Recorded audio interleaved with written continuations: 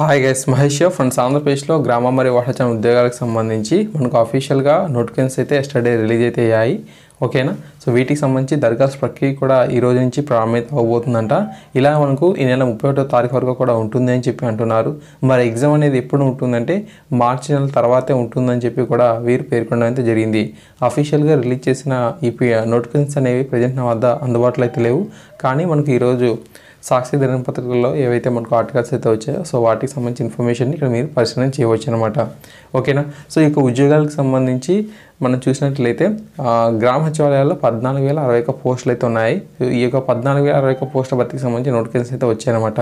వీటిలో మనకు పంచాయతీ కార్యదర్శి grade 5 61, VRO grade 2 246, ANM grade 3 648, గ్రామ మత్స్యశాఖ అసిస్టెంట్ 69, గ్రామ ఉద్యానవన శాఖ అసిస్టెంట్ 1782, గ్రామ వ్యవసాయ శాఖ సహాయకుడు గ్రేడ్ 2 536, గ్రామ సెరికల్చర్ సహాయకుడు 43, గ్రామ సంరక్షణ కార్యదర్శి 762, ఇంజనీరింగ్ సహాయకుడు 570, digital assistant 1134, village survey grade 3 1255, welfare and education assistant 97, పశుసంవర్ధక శాఖ సహాయకుడు 6,858 అని చెప్పి 14,061 పోస్టుల భర్తీకి గ్రామ సచివాలయాల్లో నోటిఫికేషన్ అయితే రావడం జరిగిందన్నమాట.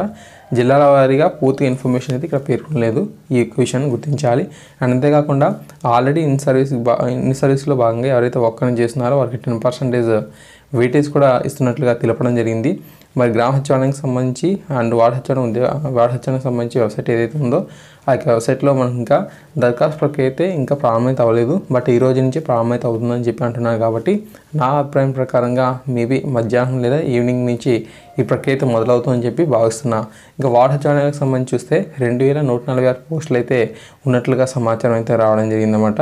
సో ఇది కూడా మనకు సేమ్ వెబ్సైట్ ద్వారానే మనకు ప్రక్రియ అయితే ఉంటుంది. ఈ యొక్క విషయం గమనించాలి. వార్డు పరిపాలన కార్యదర్శి చూస్తే 105, వార్డు వసతుల కార్యదర్శి 371, వార్డు పారిశుద్ధ పర్యావరణ కార్యదర్శి 513, వార్డు విద్యా డేటా ప్రాసెసింగ్ కార్యదర్శి 100, వార్డు ప్రణాళిక రెగ్యులేషన్ కార్యదర్శి 844, వార్డు సంక్షేమ అభివృద్ధి కార్యదర్శి 213 వేకెన్సీ అయితే ఉన్నాయి. ఈ విధంగా వార్డు సచివాలయాల్లో రాష్ట్ర వ్యాప్తంగా 2,146 పోస్టు భర్తీకి ఈ నోటిఫికేషన్ అయితే ఉంది.